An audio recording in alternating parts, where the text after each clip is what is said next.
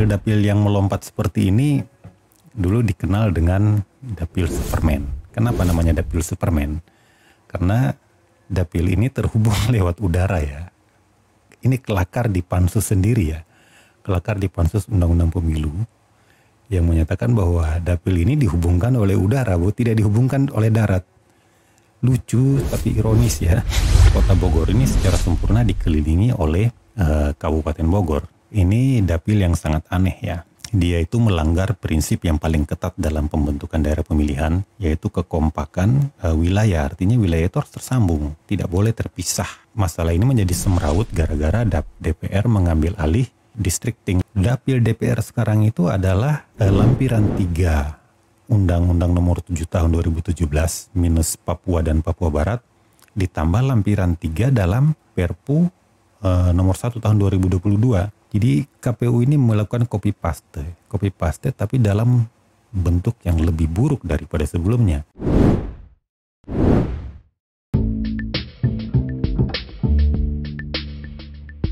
Assalamualaikum warahmatullahi wabarakatuh. Selamat datang kembali di channel Pemilih Indonesia bersama saya Harun Hussein.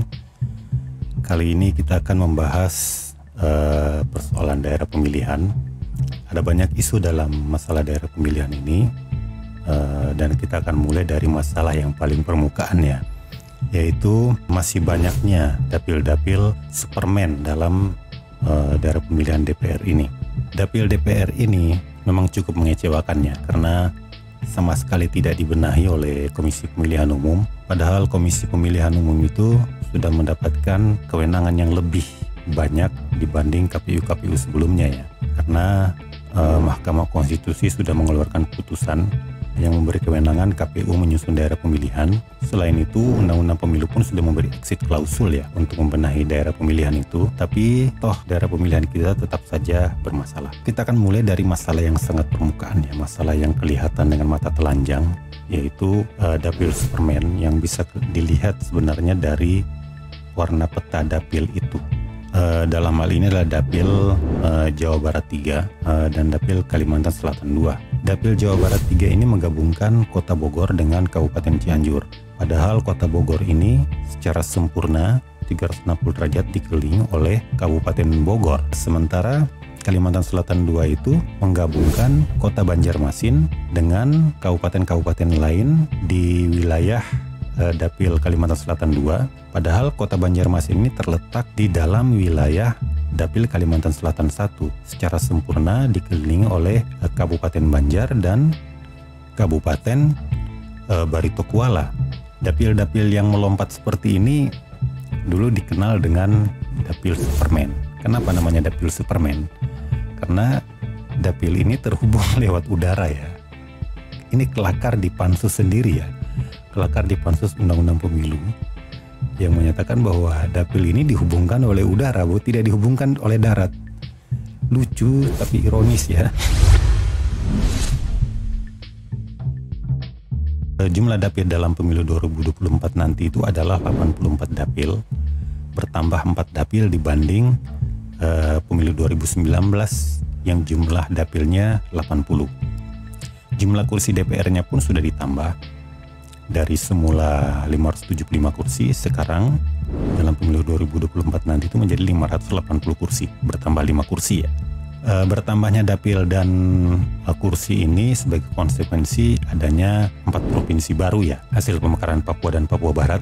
Papua itu dimekarkan menjadi 4 provinsi, yaitu Papua sendiri, Papua Selatan, Papua Tengah, dan Papua Pegunungan. Sedangkan Papua Barat dimekarkan menjadi 2 provinsi, yaitu Papua Barat dan Papua Barat Daya.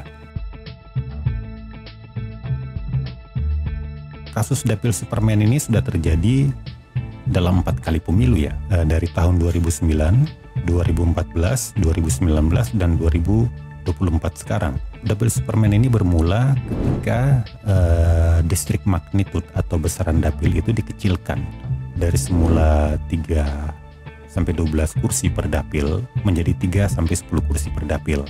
Dulu itu Kota Bogor misalnya bergabung dengan Kabupaten Bogor ya. Namanya Dapil Jabar 4. Jumlah kursinya adalah 11.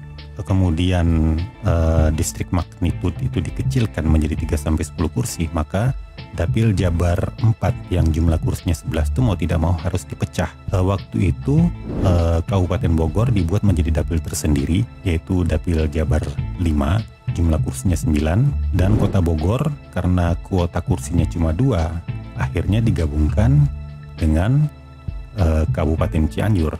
Padahal Kota Bogor ini secara sempurna dikelilingi oleh Kabupaten Bogor. Ini dapil yang sangat aneh ya. Dia itu melanggar prinsip yang paling ketat dalam pembentukan daerah pemilihan, yaitu kekompakan wilayah. Artinya wilayah itu harus tersambung, tidak boleh terpisah.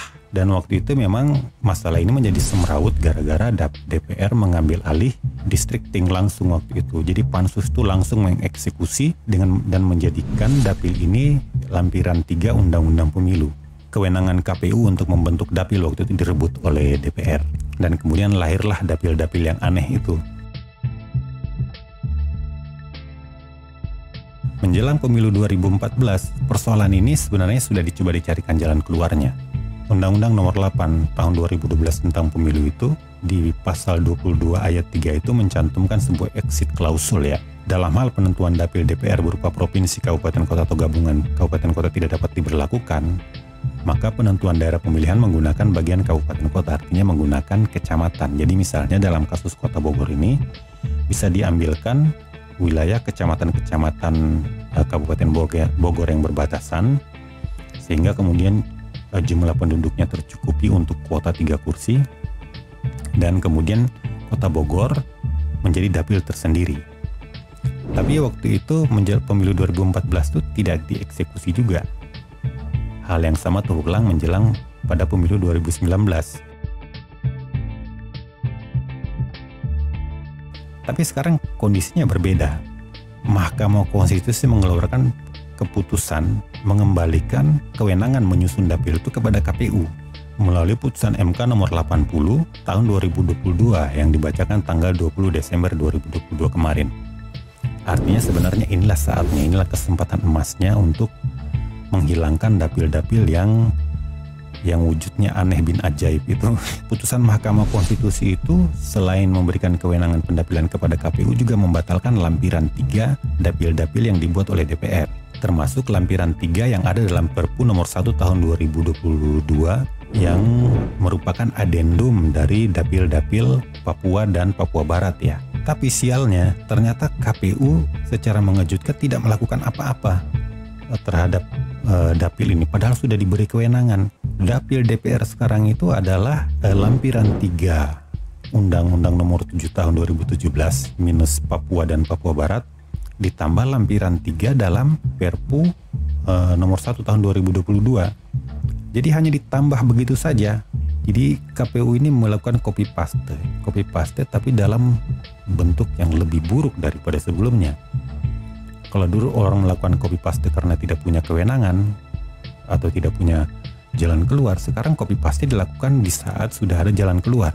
Kalau kita lihat sejarahnya ke belakang, pembentukan dapil-dapil aneh bin ajaib seperti Jabar 3 yang menggabungkan Kota Bogor dengan Kabupaten Cianjur itu dilatar belakangi oleh permintaan para politisi sendiri. Artinya kalau dalam pemilu itu kan pemilih yang memilih wakil rakyatnya.